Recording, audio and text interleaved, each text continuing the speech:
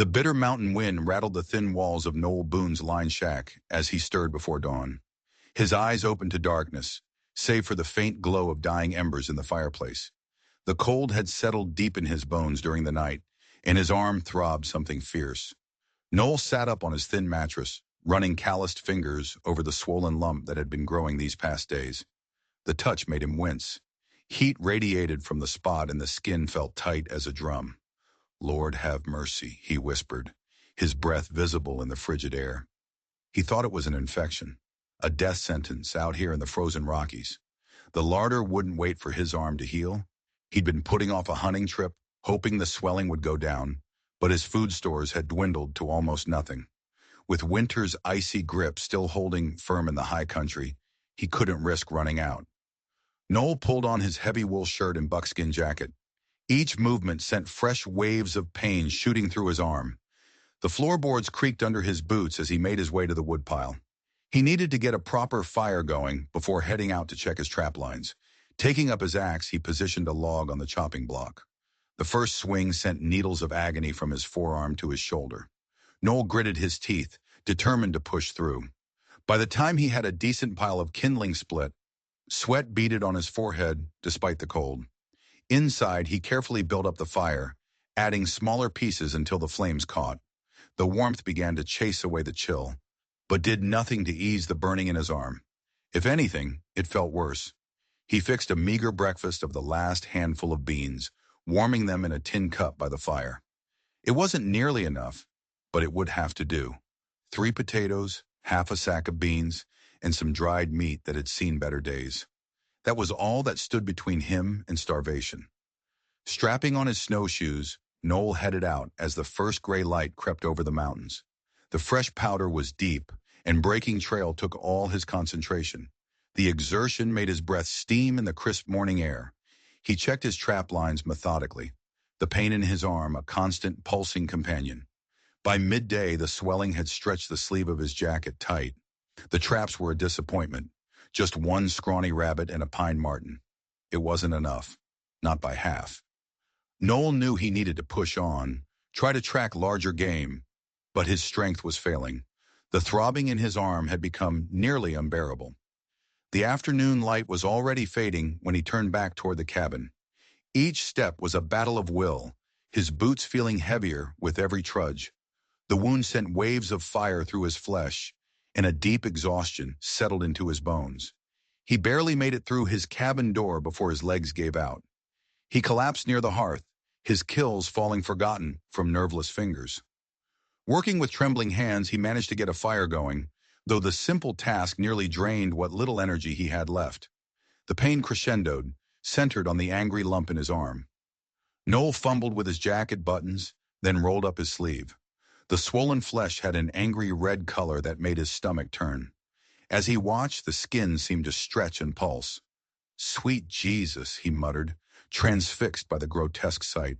The pressure built until he thought he'd surely pass out. Then with a sudden, sharp pain that drew a gasp from his lips, the swelling burst. Noel steeled himself for the worst, expecting a gush of corruption and blood. He was wrong. His eyes widened in disbelief. There, emerging from the split skin, was something solid, something that caught the firelight and threw it back with a metallic gleam. With shaking fingers, he carefully extracted a jagged shard about the size of his thumbnail. It was rock, but unlike any he'd ever seen before. It was shot through with threads of pure, glittering silver. Noel sat back against the rough cabin wall, cradling the piece in his palm. His mining days were long behind him, buried with so much else in the mine collapse that had taken his brother. But he hadn't forgotten how to recognize good ore when he saw it. This was rich, richer than anything he'd ever seen come out of these mountains. "Lord above," he whispered, his voice quavering. "What manner of sign is this?" The snow tapped softly against his window shutters, a gentle counterpoint to his racing thoughts. The pain in his arm had eased, though the spot still burned. He found himself unable to look away from the glittering shard. Was this God's answer to his prayers for provision? Or was it something else? A warning, perhaps, or even a curse. The memory of the mine collapse that had nearly taken his life rose unbidden. He'd been pulled from those depths by what seemed like a miracle alone. while others, including his own brother, hadn't been so lucky. The guilt of surviving still weighed heavy on his soul. Sleep eluded him entirely that night. He paced the cabin's worn floorboards, turning the silver-laced rock over and over in his hands. The firelight caught each facet, sending sparkles dancing across the rough walls. By the time false dawn began to lighten the eastern sky, Noel had made his decision. He had to know what this thing was worth, and that meant a trip into town. He carefully wrapped the shard in a clean handkerchief and tucked it into his shirt pocket, close to his heart. Come first light, he'd saddle his old mule and make for Silver Creek. The assayer's office would tell him if this was a true blessing or if he was just chasing fool's hopes again. Dawn broke over the Colorado Rockies with all the warmth of a frozen iron skillet. Noel stood in his cabin doorway, watching the pale light creep across the fresh snow. The tobacco tin felt heavy in his coat pocket, its precious cargo safely wrapped in cloth. "Looks like another cold one, old friend," he muttered to Patch, his graying mule, who stood patiently in the yard. The animal's breath formed clouds in the frigid air as Noel carefully secured the saddle. His hands moved with practiced ease over the worn leather straps. Patch had been his faithful companion for 8 years now, ever since the mining accident that changed everything. The memory rose unbidden, as sharp and cold as the morning air. The crack of timbers giving way, the roar of falling rock, the absolute darkness as tons of earth buried him alive. For 3 days he'd lain trapped in that pitch-black tomb, certain each breath would be his last. When the rescue crew finally broke through, they called it a miracle. But Noel knew the real miracle was that he'd kept his sanity in that crushing darkness. He shook off the memories and mounted up. The descent would take most of the day, following switchbacks through dense pine forest. By midday, the sun had barely warmed the air. The short winter day was already fading when he spotted smoke rising from the chimney of Widow Carson's way station. Martha Carson met him at the door, wiping her hands on her apron. "Well, if it ain't Noel Boone. Been an age since we've seen you down this way." "Evening, Ms. Carson. Got room for a tired traveler?" "Always do. Stew's hot." The smell of beef stew and fresh bread filled the air, making Noel's stomach growl. As he ate, he carefully steered the conversation toward mining news, trying to sound casual. "Heard anything about new strikes in these parts?" Martha's expression turned grave. "Had 3 fellows through here last week, headed home with empty pockets. Said they'd spent everything they had chasing stories of silver up near Crystal Creek. Found nothing but fool's gold and frozen ground." She shook her head. "Seen too many good men lose everything to those mountains." Noel nodded, keeping his face neutral, even as his hand strayed to the tin in his pocket. Later, lying in the loft, he listened to the creak and groan of freight wagons passing on the snow-packed road below. Each sound seemed to echo his doubts. Was he fooling himself? The town of Silver Creek spread out below him, more ghost than settlement in the winter morning. Smoke rose straight up from chimneys, and the main street lay mostly empty. As Noel rode in, he felt the weight of unseen eyes watching from behind frost-covered windows. He knew what they saw. Poor, solitary Boone, the mountain hermit who'd survived the cave-in, only to withdraw from the world. The land office sat squat and official near the center of town. Noel dismounted stiffly and tied Patch to the hitching post. For a long moment he stood on the wooden sidewalk, staring at the door. Beyond it lay answers he wasn't sure he wanted. The silver could be worthless, another false hope. Or worse, it could be valuable enough to draw attention, to drag him back into a world he'd fled years ago. He'd come too far to turn back now. Drawing a deep breath of the frozen air, Noel squared his shoulders and pushed through the door. The land office's warmth hit Noel like a wall. Behind a scarred oak counter, the clerk, old Walter Mills, peered at him over wire-rimmed spectacles. "Well, if it ain't the mountain man himself," Walter said. "What brings you down from your perch, Mr. Boone?" Noel's fingers trembled slightly as he drew out the tobacco tin. The other men in the office, 2 farmers discussing boundary stakes, fell silent, watching. "Got something needs testing, Walter," he said quietly, unwrapping the cloth to reveal the silver shard. It caught the morning light streaming through the window, throwing bright reflections across the office walls. Walter's eyebrows lifted. He reached for his testing kit, laying out small bottles of acid and a scratch stone. "Where'd this come from?" he asked, examining the piece through a jeweler's loupe. "Rather not say just yet," Noel replied, watching intently as Walter applied a drop of acid. The liquid sizzled, leaving a telltale mark that made the clerk's eyes widen. "Pure silver," Walter announced, looking up at Noel with new respect. "High grade too, I'd warrant. You're sitting on something valuable, friend." Hope expanded in Noel's chest like a warm sunrise. After years of scraping by, here was God's provision. Strange as the delivery had been, he reached for the claim forms Walter was already pulling out.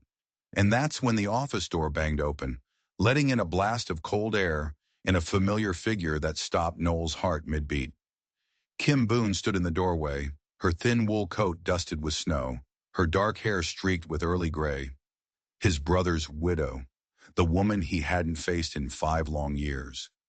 She froze when she saw him, color draining from her face. "Noel," she whispered, like she was seeing a ghost. "They said you died in the mountains, Kim." His voice came out rough. She looked older, worn down by years of working her failing farm alone. The guilt he'd carried since his brother's death grew heavier. "I need to file a claim," she announced to Walter, deliberately turning away from Noel. "The bank's threatening foreclosure on the farm. There's copper on my south acres. It's my only chance." Walter spread out a map, marking the boundaries as Kim described them. Noel's stomach nodded as he watched the clerk's pencil move. He knew that land. It lay just below where he'd found his silver. "Ma'am," Walter said slowly, "I'm afraid these boundaries overlap with the claim Mr. Boone was just filing." "What?" Kim's eyes flashed to Noel. "You disappear for 5 years, leave us to struggle alone, and now you show up to take the only thing that might save my children?" "I didn't know," Noel started, but Kim cut him off. "Where were you?" Her voice cracked. "When Tom was dying in that mine collapse, when we needed you most. Where were you, Noel Boone?" The old pain surged up, memories of being trapped in his own cave-in, unable to help when his brother needed him. "I couldn't," he began. "Couldn't what?" "Couldn't face us. Couldn't bear your guilt." Angry tears sparkled in her eyes. "My children are eating nothing but beans and bread. The bank's ready to take everything, and you show up now." "Folks," Walter cleared his throat uncomfortably, "there's another matter. The railroad's been sniffing around those parcels, claiming the whole area for a new spur line." Noel felt the weight of the silver shard in his pocket. He looked at Kim's proud, desperate face and made his decision. "I'll withdraw my claim." But before he could, the door burst open again. This time it admitted a man in an expensive Eastern suit. His polished boots clicked on the wooden floor as he strode to the counter. "I'm afraid neither claim will be necessary," he announced, pulling out a sheath of papers. "I represent the Denver and Rio Grande Railroad Company. These lands are already spoken for." He paused for dramatic effect, a smirk playing on his lips.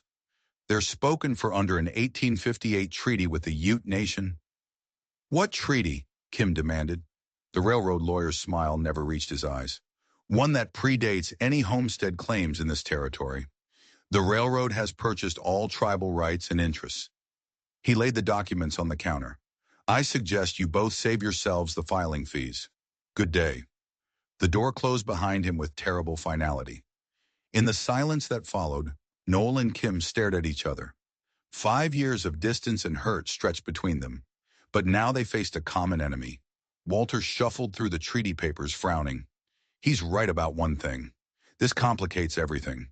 The railroad's got judges in their pocket. They'll fight any claim you file." Kim's shoulders sagged. Noel saw the defeat in her stance, and something stirred in him.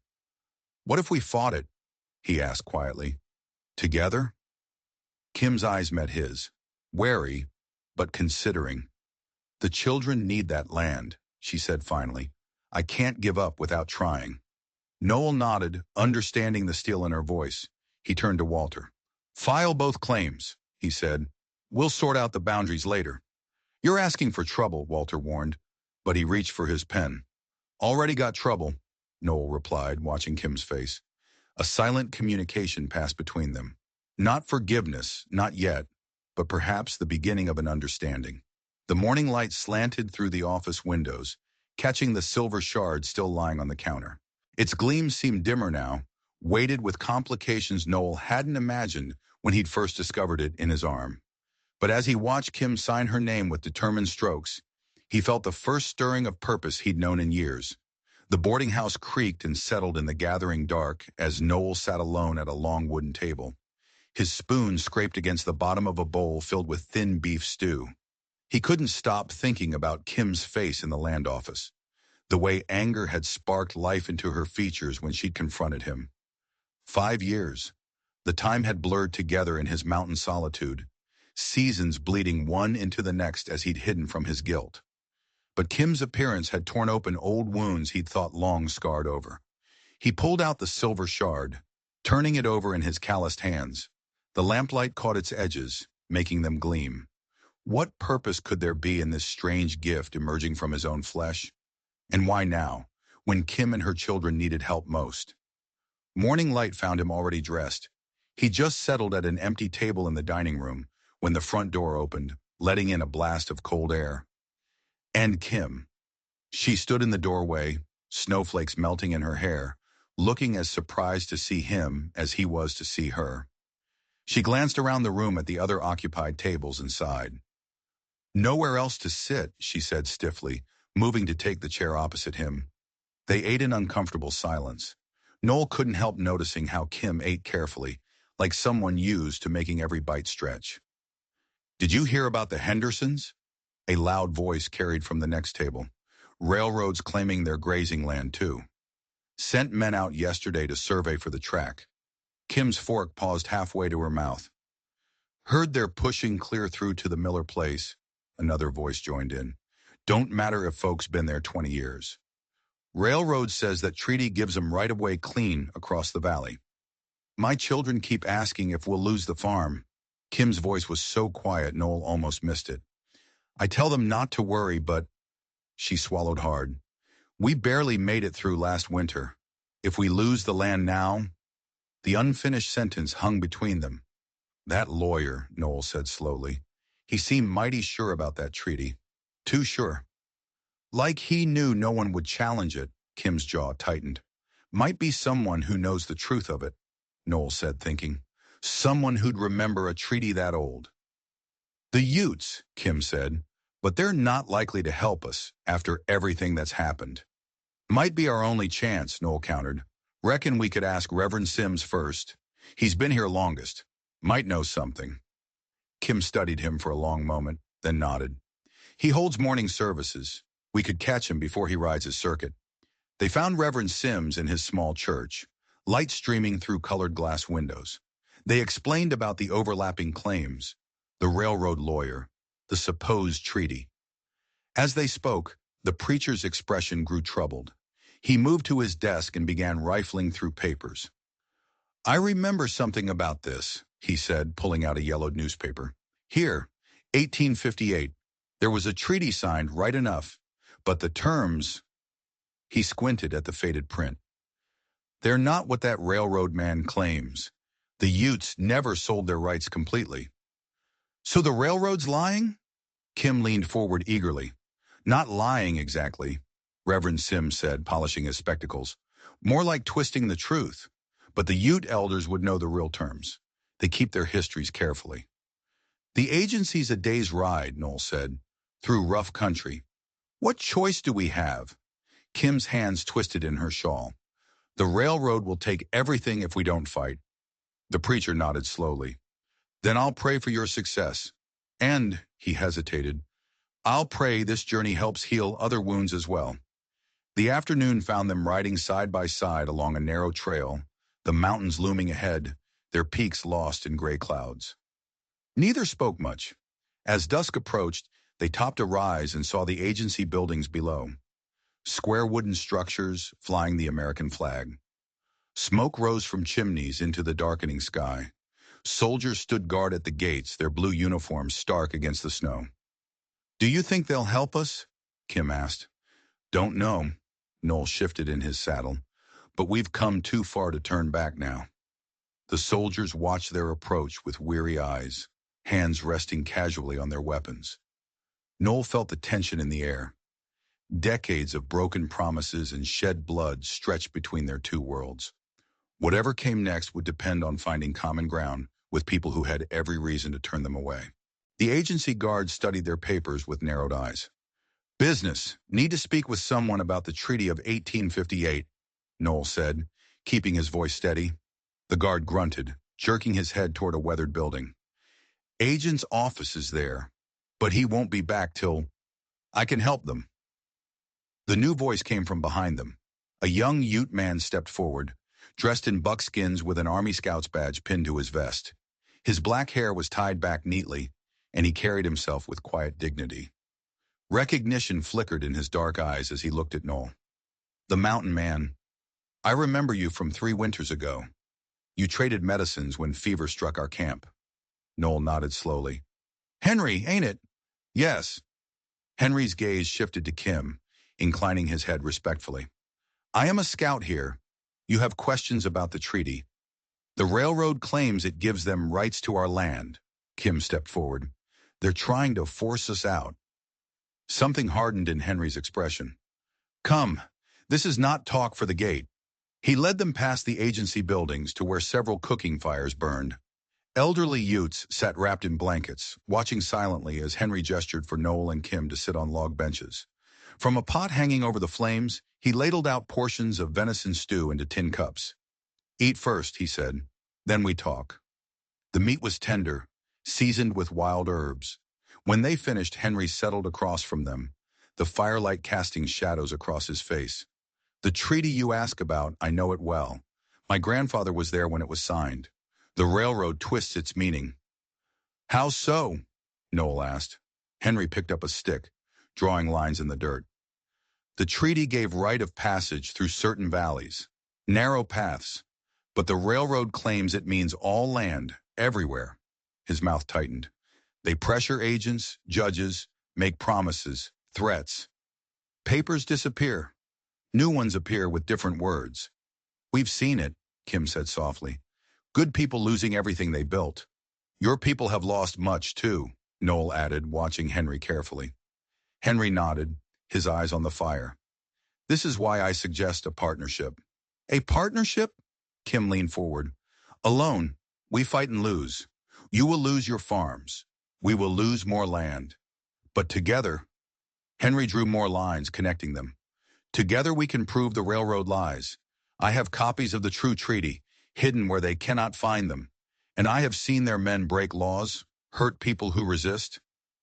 Ain't exactly safe going against the railroad, Noel said. No, Henry's gaze was steady. But is it safe to let them win? To watch your widowed sister's children starve? To see my people pushed into smaller spaces until nothing remains? Noel rubbed his scarred arm unconsciously. Kim noticed the gesture. He's right, she said. We need allies. And the Utes have more right to this land than any of us. An elderly Ute woman around the fire nodded slowly, speaking in her own language. Henry listened, then translated. She says the land remembers who honors it. She says your hearts seem true, even if your skins are pale. They made camp at the edge of the agency grounds. Henry brought them extra blankets and more stew, refusing payment. My people know hunger, he said simply. After he left, Noel and Kim sat by their small fire. The night was clear and cold. From the agency buildings came the soft sound of singing, Ute women's voices rising and falling in ancient melodies. The children pray every night, Kim said suddenly, for food, for warm clothes, for God to help us keep the farm. I tell them he's listening, but sometimes it's hard to believe. Yes, Noel finished softly. She looked at him across the flames. Like that silver in your arm. Curse or miracle? Either way, it brought you here, made you listen to Henry. Noel touched his arm where the shard had emerged. The skin was still tender, but the wound was healing clean. Reckon if it is a miracle, he said slowly, maybe it ain't just about getting rich. Maybe it's about something bigger. Justice, like Henry said. Kim nodded, adding a stick to the fire. Above them, the stars wheeled in their ancient paths. In the morning, they would begin planning their stand against the railroad's greed. But for now, they sat in almost comfortable silence, sharing the warmth and the first fragile threads of trust. Dawn painted the eastern sky in gentle brush strokes of pink and gold. Frost sparkled on the prairie grass as three riders set out from the agency. Noel on his mule patch, Kim on her bay mare, and Henry astride his pinto pony. "My farm's just past Willow Creek," Kim said. "We can rest the horses there." Noel noticed how she sat straight in the saddle despite her weariness. The same strength he remembered in his brother shone in her now. The sun climbed higher as they followed the fence line to Kim's homestead. It was a modest place, a weather-beaten cabin and a small barn. But smoke rose cheerfully from the chimney, and three small figures burst from the cabin door at the sound of hoofbeats. "Mama! Mama's home!" The children raced across the yard, their faces bright with joy despite their worn clothes. The eldest boy, about 12, reached them first, helping Kim dismount. His younger brother, perhaps 9, and their little sister, no more than 6, crowded close behind. "Children," Kim said, embracing them, "this here's your Uncle Noel, your Pa's brother, and this is Henry, a friend who's going to help us." The children stared at Noel with frank curiosity. He shifted uncomfortably in his saddle, but the little girl's smile, missing 2 front teeth, tugged at something long buried in his heart. "Uncle Noel," the eldest boy stepped forward. "I'm James. Pa used to talk about you sometimes." Noel swallowed hard. "That's so. Said you could track anything that walked or crawled." James glanced at the rifle in Noel's saddle scabbard. "Said you were the best shot in 3 territories." "Your pa was always given to tall tales," Noel said gruffly, but his eyes softened. After settling the horses, Noel noticed a broken section of fence. Without being asked, he gathered tools from the barn and set to work. The familiar rhythm of physical labor helped ease the strange tension in his chest. In the adjacent field, Henry walked with James, pointing out deer signs in the frozen earth. Near midday, Kim called them in for a meal. The cabin was small but neat, warmed by the cook stove where she'd made cornbread. She served it with obvious embarrassment at having nothing more to offer. "It's good," Noel said firmly, recognizing the pride that made it hard to accept charity. Sarah, the little girl, kept stealing glances at Noel until she gathered her courage. "Uncle Noel, Mama says you live all alone up the mountain. Don't you get scared?" "Sarah," Kim chided, but Noel shook his head. "Reckon I got used to it," he said. "But sometimes it does get mighty quiet up there." "We got scripture readings every night," Sarah offered. "You could stay and listen." The invitation, so innocent and unexpected, caught Noel off guard. As evening approached, Henry gathered them around the kitchen table, spreading out a rough map he'd drawn. "We need allies," he said, marking locations with charcoal. "Farmers here and here, miners who've lost claims, townspeople tired of railroad bullying." "Ain't going to be easy," Noel said. "The railroad's got money and law behind them." "They think they do," Henry corrected, "but truth is stronger than paper laws if we can prove it." Before they could discuss more, Sarah tugged at Kim's sleeve. "Mama, it's time for scripture." Kim glanced at their guests. Henry declined politely, but Noel found himself nodding. The children arranged themselves on the floor near the stove. Kim handed Noel a worn Bible. "Would you read for us?" He took it carefully. How long had it been since he'd held the good book? Not since before the mine collapse, before his brother's death had driven him into solitude. Sarah scooted closer as he opened to the passage Kim indicated. His voice, rough at first, steadied as he read. "Be strong and of good courage. Fear not, nor be afraid of them. For the Lord thy God, he it is that doth go with thee. He will not fail thee, nor forsake thee." The words stirred something deep inside him. He looked up to find Sarah watching him with solemn eyes. "That's my favorite part," she whispered, "about being brave." After a simple supper, Noel climbed to the barn loft where he would sleep, carrying the memory of Sarah's gap-toothed smile. Through the cracks in the barn boards, he could see lamplight from the cabin windows. The sound of children's voices drifted up, their evening prayers, then quiet giggles as Kim shushed them to bed. Such ordinary sounds, yet they filled a hollow place in his heart he hadn't known was empty. He thought of the silver shard that had brought him here. The pain of its emergence seemed distant now, overshadowed by the warmth of family and the first tentative bonds of belonging. For the first time since his brother's death, he felt something like peace. Tomorrow would bring its own battles. But tonight, he could almost believe in miracles again. Dawn painted the eastern sky as three riders made their way toward town. "The saloon's our first stop," Noel said. "Miners will be there even this early. They work the night shift." "Are you certain that's appropriate?" Kim asked, pulling her shawl tighter. "They need to hear from all of us," Henry said quietly. "Even those who might not expect to see a woman or a ute with their morning whiskey." Inside the Bull's Head Saloon, the air was thick with pipe smoke. A handful of miners hunched over tables. Conversations died at the sight of Henry and Kim. Noel spotted Jake Miller, an old-timer he'd worked with. "Morning, Jake. Mind if we sit?" Jake's weathered face creased.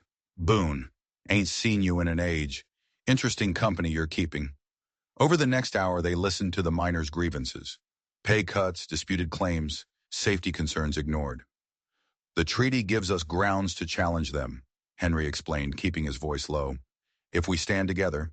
Some miners nodded, but others shifted uneasily. "The railroad's got long arms," one said.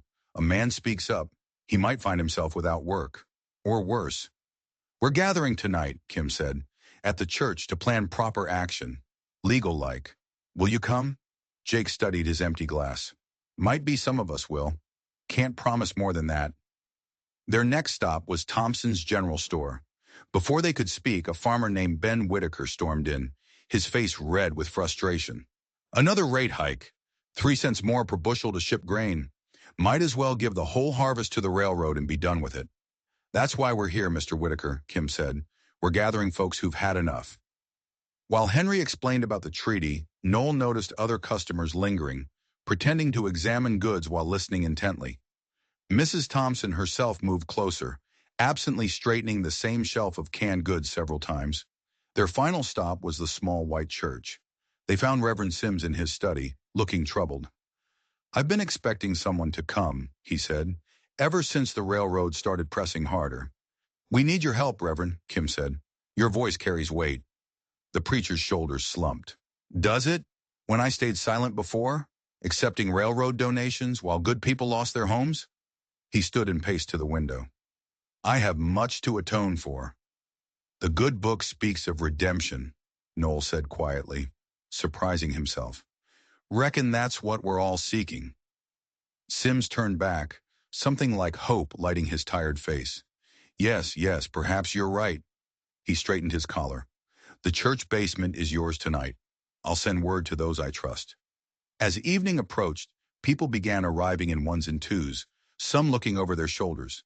The basement was cold but dry, lit by oil lamps. Noel counted nearly 20 faces, more than he dared hope for.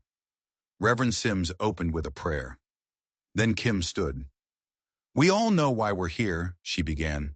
"The railroad's been taking and taking, thinking we're too weak or scared to fight back. But we have something they don't expect." She gestured to Henry. "We have truth on our side." Henry unrolled the treaty copy. "This land was promised to my people," he said. "The railroad's claims violate not just Ute rights, but all our rights." Noel stood then, feeling the weight of every eye. "I found silver up on my claim," he said. "Pure as anything. But I'm willing to risk losing it, because some things matter more than silver. Like justice. Like keeping our word, even to those some folks want to forget." A murmur ran through the room. They all knew what silver meant in these parts. Then slowly people began to speak up. Mrs. Thompson raised her hand. "I can pass messages through the store. Railroad men don't pay much mind to women's gossip. My boys can ride out to the outlying farms," Whitaker offered. "Spread the word quiet-like." One by one, people offered what help they could. The miners would document safety violations. The farmers would band together on shipping rates. They closed with another prayer, this one feeling more like a battle cry. As people filed out into the night, Noel felt a fierce hope burning in his chest.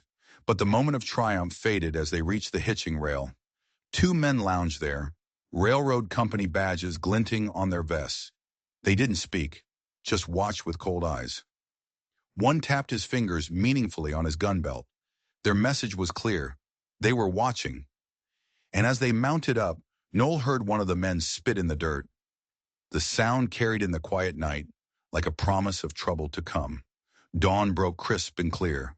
Noel adjusted his borrowed suit jacket, stiff cotton scratching at his neck. The courthouse steps loomed before him. Around him, wagons and riders filled the muddy street. Kim smoothed her best dress, her children neat and pressed beside her.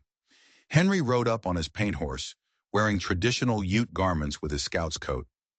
The agent tried to stop me from leaving the reservation, he said quietly as he dismounted. Said it wasn't proper for me to speak in court. Proper ain't always right, Noel replied. More allies arrived, Jake and his miners, still coal-dusted, Ben Whitaker and his farmers, Mrs. Thompson with fresh-baked bread to share. Reverend Sims arrived last, carrying a stack of documents. The courthouse bell tolled 10 times. Inside, the high-ceilinged room smelled of pine soap and anxiety. Noel's group took seats near the front. Across the aisle, railroad men filled 3 rows, their suits dark and expensive. Judge Harrison entered, his black robe swishing. The railroad lawyer rose first, smooth as cream. Your Honor, this is a simple matter of progress. The Denver and Rio Grande Railroad has a legal right to expand. These individual claims, he paused, his lip curling, are merely attempts to extort compensation, and now they drag in a reservation Indian to muddy the waters with ancient grievances. We'll hear from the other parties now, Judge Harrison said, his expression neutral. Henry stood first, unfolding the treaty. Sunlight illuminated the faded ink as he began to read. This solemn agreement between the United States government and the Ute people, signed in good faith 1868, guarantees these lands to remain under Ute protection and habitation in perpetuity. His clear voice filled the hushed room. He read without drama, letting the words speak their truth. When he finished, he added quietly, My people have kept our word. We ask only that others keep theirs. Kim rose next. Your Honor, I ain't got fancy words, but that farm was my husband's dream. We work hard, pay our taxes, grow food that feeds this town. We ain't against progress, Your Honor. But progress that crushes poor folks ain't progress at all. It's just greed wearing a finer coat. Noel stood last. He drew out the silver shard, holding it up. This came out of my arm, Your Honor. Been in there since a mine collapse 4 years back. A doctor said it was a miracle I survived. He set the shard on the judge's desk. I found it the same day I learned about Kim's claim in the treaty. Some might call that coincidence. I call it providence. He spoke of his brother's death, the weight of guilt, of Henry's dignity, and Kim's courage. That silver could make me rich, he finished. But there are things worth more than silver. Justice, honor, family. Reckon that's what we're really fighting for here. The railroad lawyer rose to object, but Judge Harrison waved him down. The old judge removed his spectacles, polishing them slowly. Minutes stretched like hours. At last, Judge Harrison spoke. The law exists to serve justice, not merely progress. These matters, treaty rights, homestead claims, mineral rights, deserve proper consideration. He replaced his spectacles. I hereby delay any railroad action pending a full review by territorial authorities in Washington. Court adjourned. The gavel's crack was lost in a sudden roar. People cheered, hugged, shook hands. The railroad lawyer stalked out, his face thunderous. We won? Kim's eldest boy asked, eyes wide. For now, Henry said, carefully refolding the treaty, but the fight isn't over. Outside, sunlight bathed the courthouse steps. As they started down the road toward Kim's farm, Noel's scout-trained eyes caught movement along the ridgeline. Dark shapes moved between the pine trees, following their path. He counted at least 4 mounted men. The fight wasn't over. It was just beginning. The wagon wheels creaked softly as they pulled up to Kim's farmhouse in the deepening twilight. Noel helped the children down while Kim lit the porch lantern. Best I stay tonight, Noel said quietly to Kim, glancing toward the shadowed ridge. Just to be certain all's well. She nodded, understanding in her eyes. The children would like that. Inside, the familiar scent of baking cornbread filled the small kitchen. Uncle Noel's staying, Sarah announced, her face brightening. The word uncle caught him off guard, stirring memories of happier times. They joined hands for grace, Kim's soft voice giving thanks for the day's victory. As they passed the bowls around, her son Thomas looked up. Tell us about living in the mountains, Uncle Noel. Do you really track bears? No harm in stories, Noel said, settling back. Well now, just last spring, I came across a grizzly print big as a dinner plate. The children leaned forward, spoons forgotten, as he described following the bear's trail. Did you shoot it? James asked. Noel shook his head. No need. Bears generally leave folks alone if you're wise enough to leave them be. Sometimes the bravest thing is knowing when not to fight. Kim's glance showed she caught his deeper meaning. After the dishes were cleared, Sarah brought out her mother's worn Bible. They gathered close around the fireplace as Noel read the familiar words of Psalm 23. The Lord is my shepherd, I shall not want. When the children were finally shushed upstairs to bed, Noel and Kim sat in comfortable silence watching the flames. I owe you an apology, she said finally. After my husband died, I blamed you for not being there. I thought, maybe things would have been different. Not a day goes by I don't wish I'd been there, Noel said, staring into the fire. I know that now. Kim's hands worked steadily at her mending. It took me years to see past my own grief, to understand you carried wounds just as deep as mine. He touched his scarred arm unconsciously. The collapse that buried me. It changed something inside. Couldn't go back underground after that. Felt like a coward, running to the mountains. You weren't running, Kim said firmly. You were surviving. Same as me. He started to respond, but a low growl from outside cut him short. The barn dog, Bruno, rumbled a warning, followed by the scrape of boots on gravel. Noel was on his feet in an instant, grabbing the lantern. Stay inside, he told Kim quietly. Lock the door behind me. The night air bit cold as he stepped onto the porch. Bruno stood rigid by the barn, hackles raised, staring into the darkness. Noel moved carefully down the steps, scanning the shadows. Whatever had disturbed Bruno was gone now, but the night felt wrong somehow. Too still. He made a slow circuit of the house and barn, finding nothing. Still, unease prickled along his spine. He returned to find Kim by the fireplace, a poker gripped tight in her hand. Nothing to see, he reported, but I'll bed down in the barn loft tonight. Keep watch. The hours crept by. An owl called. Noel dozed fitfully, jerking awake at every unusual sound.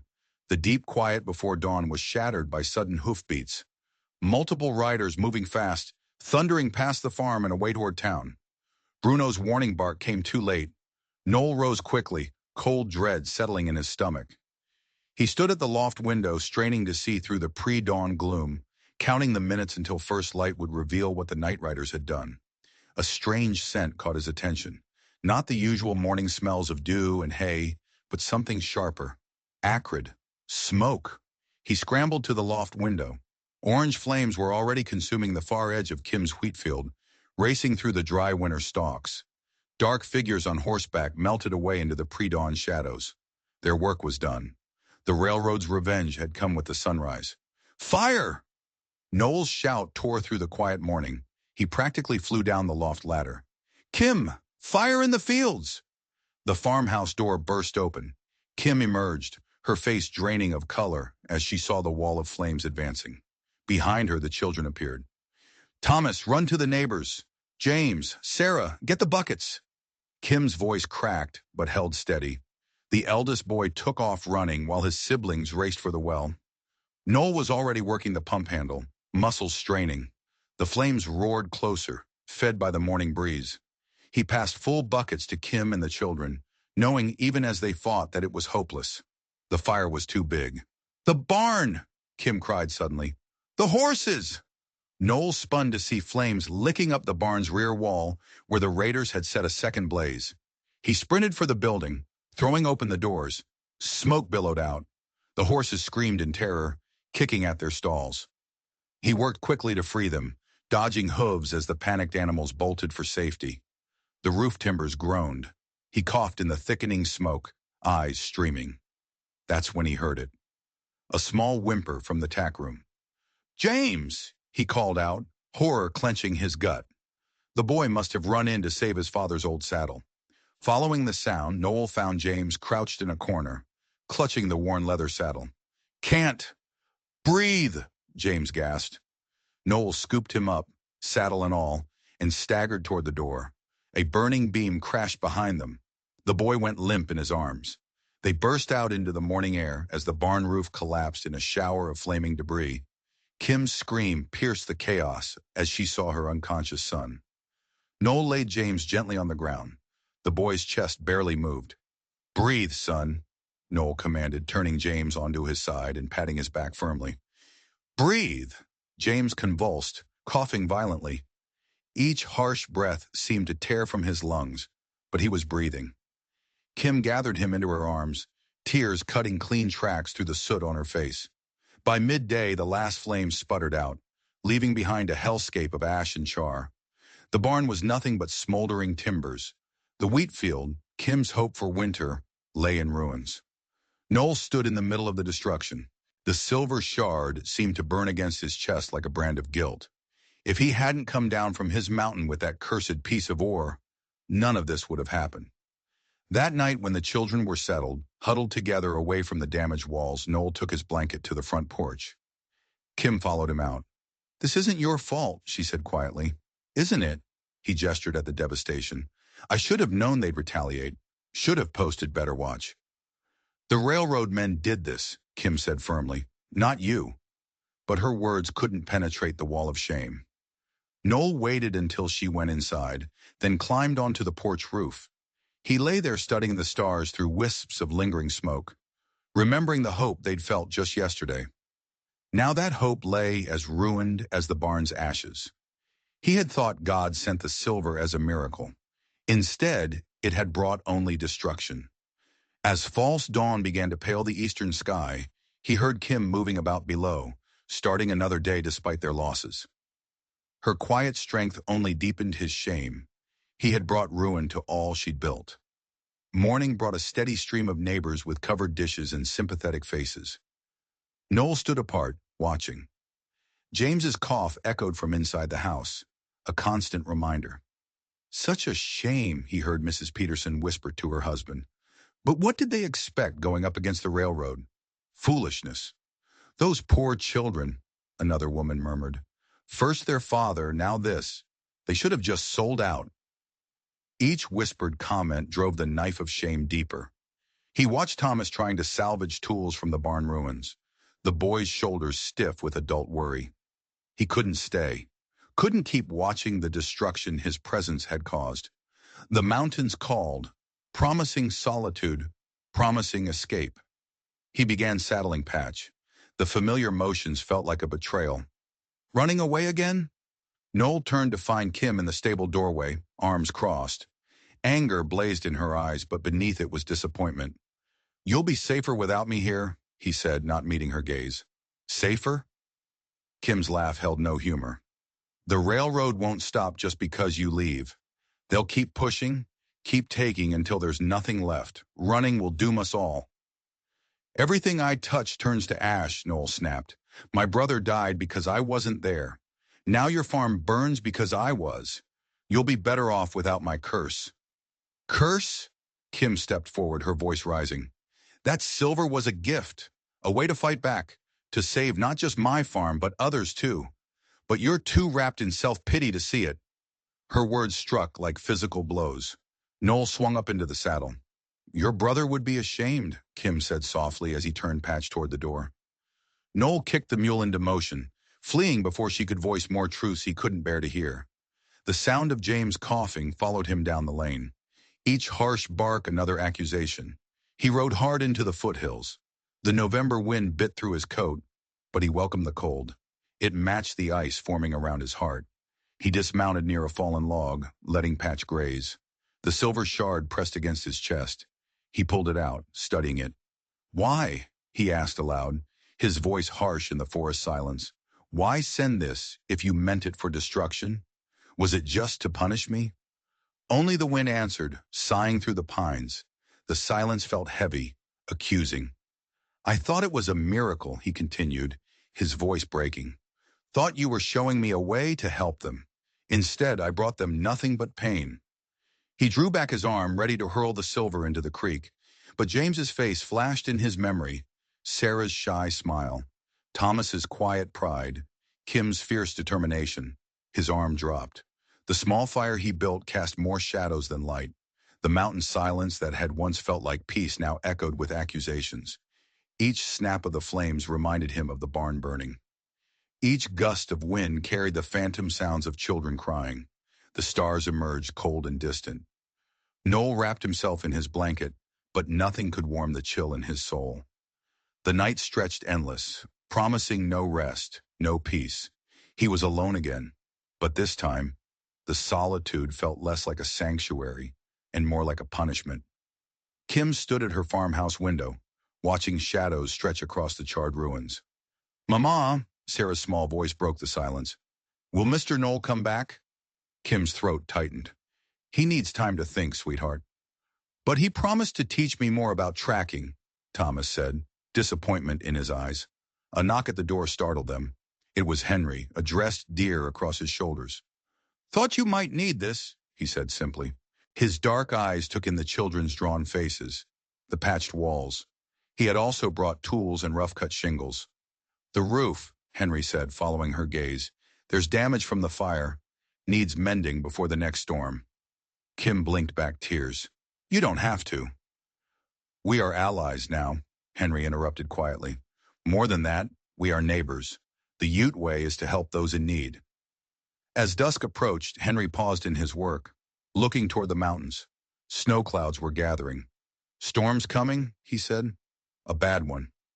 "He'll freeze up there alone," Kim whispered. "Noel Boone knows these peaks better than most," Henry said. "And sometimes a man must walk into the storm to find his way home." Later, Kim gathered the children for prayers. They knelt together by the hearth. "Dear Lord," Kim began, "watch over us. Protect those we love, especially," she faltered, "especially Mr. Knoll," Sarah finished firmly. "Please bring him back."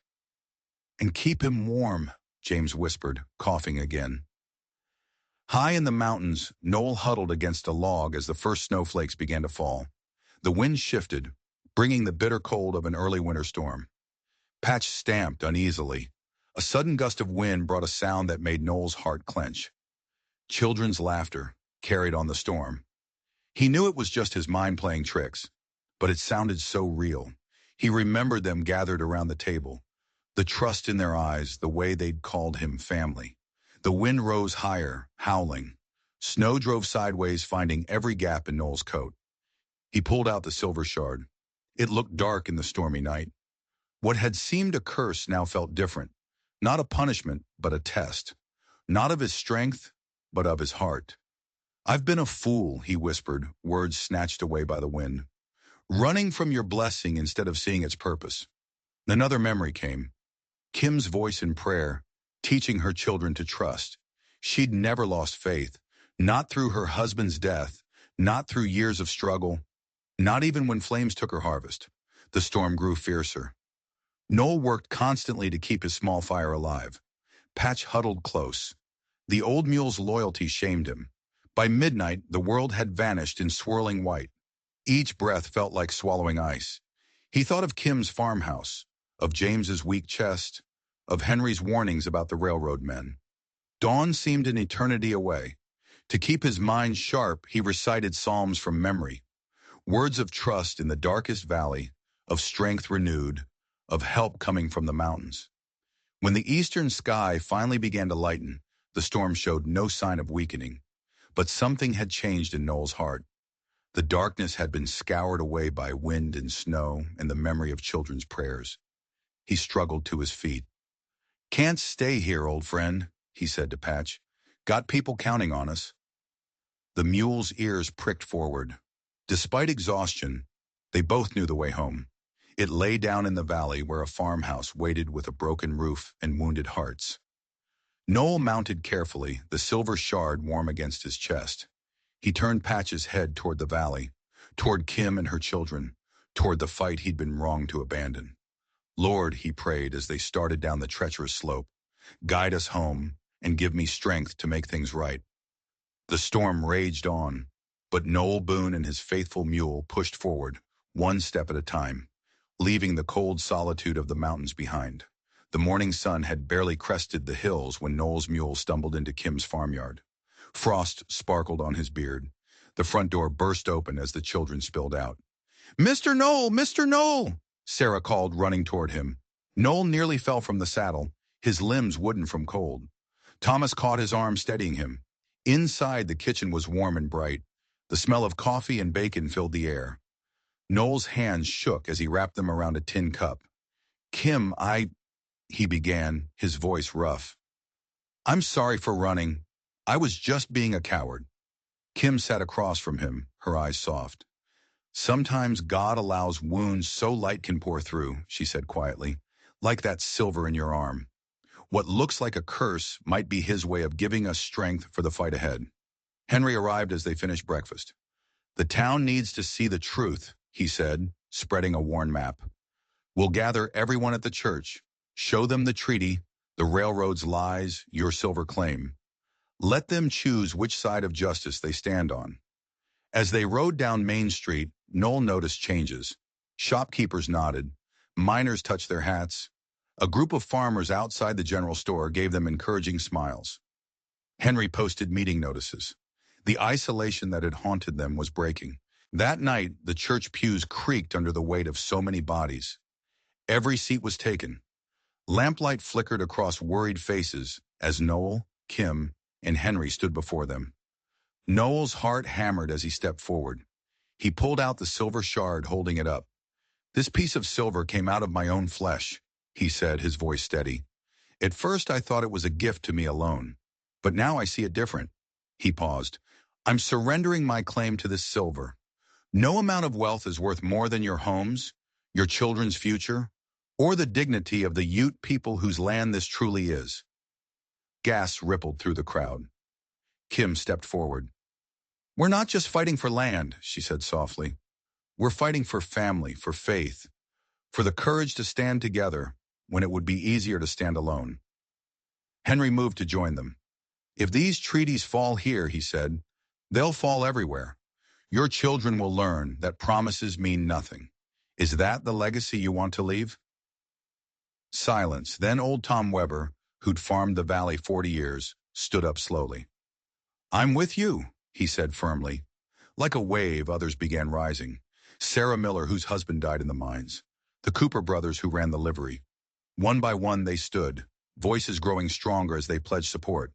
The railroad men stormed out, but nobody followed them. Reverend Sims raised his hands for prayer. "Lord," he began, his voice trembling, "give us strength to stand for what's right." "Amen," the crowd responded, the sound swelling like a chorus. Knoll felt Kim's hand slip into his, warm and strong. Looking out at the united faces of miners, farmers, and townspeople, he felt a hope he hadn't known in years. Dawn painted the main street golden as Knoll, Kim, and Henry walked shoulder to shoulder toward the land office. The railroad lawyer stood on the boardwalk, flanked by 4 hired guns. "Your threats won't work anymore," Knoll called out. Behind them, boots scraped on wooden planks as townspeople emerged from shops and doorways. Tom Weber planted himself firmly behind them, followed by the Cooper brothers and a dozen miners. The street filled with grim-faced supporters. "I'm withdrawing my silver claim," Knoll announced clearly. "But the Ute Treaty stands. These good people won't let you steal their land." "Honor the treaty," someone shouted from the crowd. Others took up the cry until it echoed off the buildings. "Honor the treaty! Honor the treaty!" The lawyer's face twisted with rage, but his eyes darted nervously at the growing crowd. His hired men shifted uneasily, outnumbered 20 to 1. "This isn't over," the lawyer spat, but he gestured to his men. They backed away, mounted their horses, and rode out of town in a cloud of dust. Relief washed over the street. Kim's eyes filled with tears as she gripped Knoll's hand. Henry's slight smile acknowledged their victory. Hard won, but real. Spring's gentle warmth crept into the valley. Day by day, the sound of hammers rang through the crisp morning air as neighbors gathered to rebuild Kim's barn. Reverend Sims led the workers in amazing grace, while they hoisted fresh-cut timbers into place. Knoll worked alongside them, his muscles aching, but his heart light. Kim's children darted between the workers, carrying nails and tools. Henry rode in on his pinto. "Word from Washington," he announced. "They'll honor the treaty, at least for now." The workers cheered, then returned to their task with renewed vigor. As evening settled, Kim served hearty stew to the tired workers. Laughter and storytelling filled the warm air. After the meal, Noel stepped onto the porch, studying the silver scar on his arm in the starlight. What he'd once cursed as his burden had become God's instrument of healing. He felt Kim's presence before he saw her. She slipped her hand into his and they stood together in comfortable silence. From the church in town, the evening bells rang out, while behind them the children's gleeful giggles spilled through the open door like music. Stories connect us in the most unexpected ways. Drop a comment below and share which part of the world you're tuning in from today. If you enjoyed this story, don't forget to subscribe.